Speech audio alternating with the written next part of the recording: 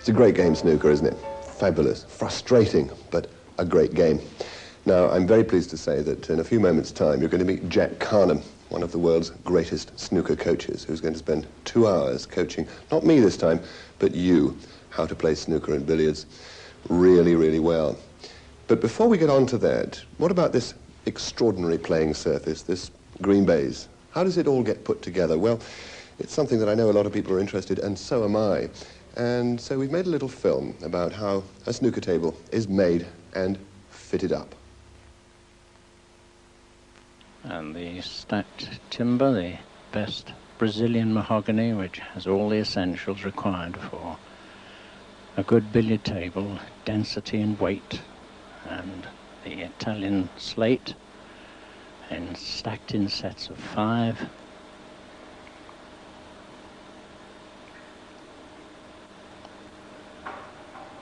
Each weighing about 300 weight, and there we see a set being what they call floated to ensure that the surface ready to take the cloth is really flat and true, which is of course the essential for a good billiard table. And there we see the timbers being cut for the main bearers of the slate. 2 inches thick and approximately 11 feet long, and there the finishing put onto the timber with a very good plane, which gives an excellent finish on very long side pieces to ensure accuracy.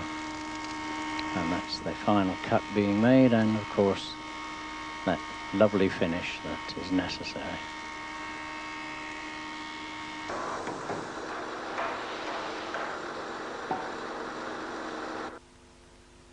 And here we see the cushions are being covered, and a very skillful job this is.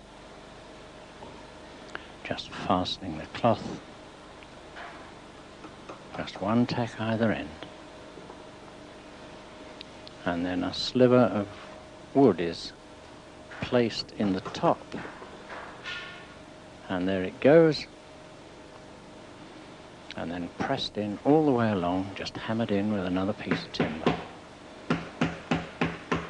Then the cloth is turned over and pulled around the rubber, and you see the rubber has already been cut, the undercut of the cushion, which is so essential, and there it's being pulled around, and that's a very skillful job. Has to be exact, not to over pull it to distort the rubber in any way.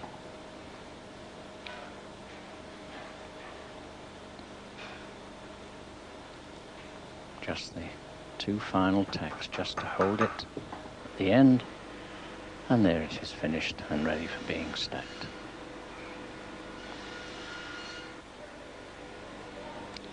And now the van that is carrying the table to Bisham Abbey to be erected arrives.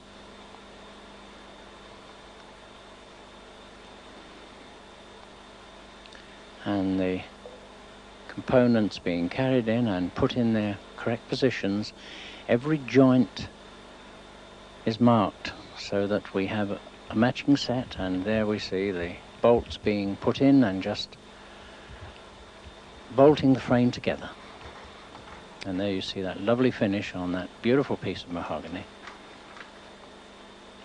and the very delicate, sensitive bubbles to ensure that the frame is level. And then of course the slates are wheeled in, and this is quite a skillful job. There, as I say, about 300 weight, and these fellows make it look quite easy, just putting on the first slate.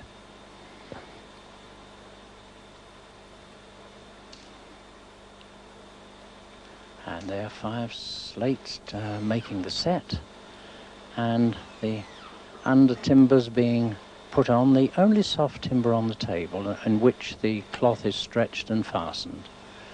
And again checking the slate for level. And great care is taken at this stage. And here we see just some of the possible rough edges, if any, just being rubbed down, and you see how dusty the slate is. And then that is finally cleaned off, and there we see the join. Look how fine and clean that is.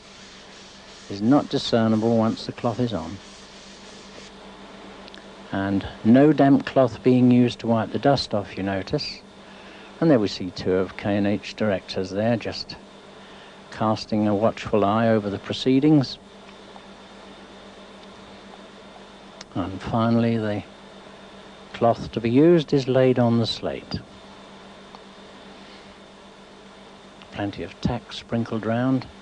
In stretching the cloth, and believe me, they really give it a good hard stretch. They don't want to hang about grabbing tacks. They just want one to hand and get it in to relieve the tension. And this is the tricky part of putting a cloth on, is round the centre pocket to get rid of all the creases. And the first tack that goes in on a very strong stretch is right in the centre to maintain that stretch. And then it's stretched to the corners of the table, and there you see the clamp ensuring that it doesn't pull back on them at all. And the final stretch around. And it's surprising they don't put lots of tacks in. They put them in the strategic places. Just a final clean. And there we see the first mark being made on the cloth, and that is the bulk line, which is 29 inches from the face of the bottom cushion. That is the bulk cushion. And now marking the spots, the